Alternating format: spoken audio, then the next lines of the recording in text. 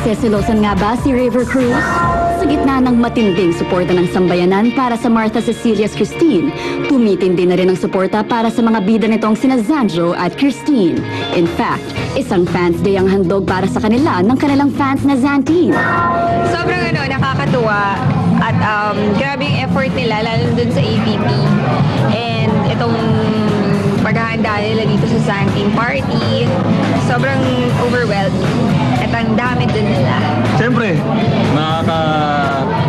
ko alam, parang nakakabigla na hindi ko alam paano nabuo tong grupong to. Tapos, sa sandaling panahon, nakapag-create sila ng ganung klaseng event para sa amin. Nakakatuwa talaga, tsaka mas nakaka-inspire na magtrabaho mo. Pero ano na nga ba ang real score sa kanilang dalawa? Is there something romantic na dapat asahan ng kanilang mga fans? Sa mga Zantiners, yun yung nakakatawa sa kanila. Yung supportahan nila kami, kung sino yung napapanood nila sa TV, bilang Jaime at Jewel. Tapos, alam, hindi ka makakaramdam na pakikalaman nila ito sa wala talagang asin, walang gano'n. So, parang masaya sila kung anong meron kaming dalawa. Tama naman yung sinabi ni Zina. Supportado nila kami kung saan kami happy, di ba? Tsaka matuloy. Happy sa akin? Happy ako sa'yo, syempre. Tsaka parang, mas happy nga daw sila kung sakali yun maging totoo. Pero hindi naman natin hindi natin masasabi na. Ngayong unti-unti pa lang silang nagiging close, ay saka naman pumasok sa serye ang isa pang lalaking nalilink kay Christine, si River. Nagkaroon kaya ng ilangan sa set? Mas naging masaya yung set. Talaga? Ikaw, kumusta ka? Wala ka kasi losan na Mas naging masaya sila. Hindi ako, siyempre natuwa ako. Kaibigan ko yun eh. First time namin nagkatrabaho. Masaya! Relax lang ako. Na-excite ako kasi syempre, first time namin magkakatrabaho. And syempre, merong ilang Kung nailang ka, ibig sabihin, may isa, pag nailang, di ba, ibig sabihin may gusto. Uwe. Ano ba yun, friend? Ganyan. Ako nga, nailang ako sa'yo. Siguro habang nagtitaping, ayun, nawawala na. Pero si Zanjo, pinagseselosan nga ba si River? Wala, hello, mas nag-uusap nga silang dalawa sa set eh. May patalbugan ba kayo dalawa para ma-win si Christine? Pagaling ako sa mayaw. Magaling ba yun? Oo naman. Hindi ko nakikita kung paano ako sa mayaw. Uy, magaling yung sumayaw. River. Hindi ko magaling sa'yo sa mayaw.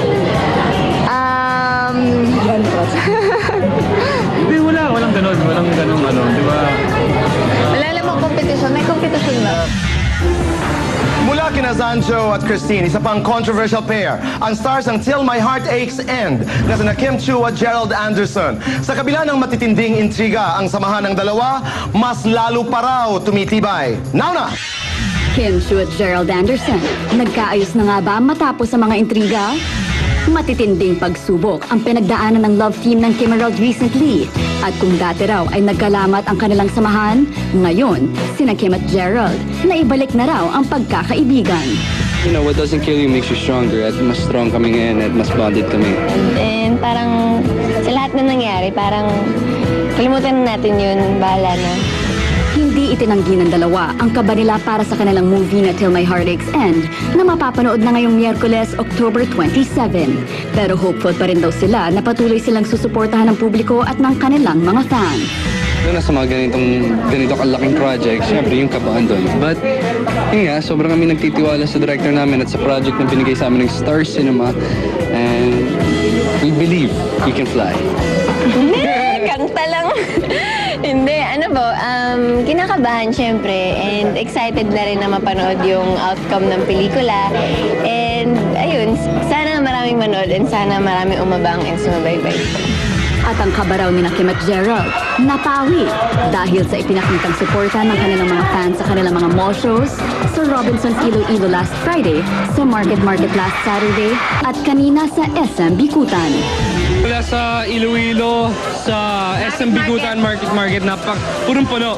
Sobrang kaming blessed at sobrang kaming nagpapasalamat sa inyong lahat. Yes, ang mga Kimrald, ang dami nila at dumadami pa sila. Kaya sobrang kaming natutuwa and sobrang kami nagpapasalamat dahil nandyan pa rin sila para supportahan kami. Till My Heart Aches End under Star Cinema, showing na po sa October 27, written and directed by Joey Javier Reyes. Noon na!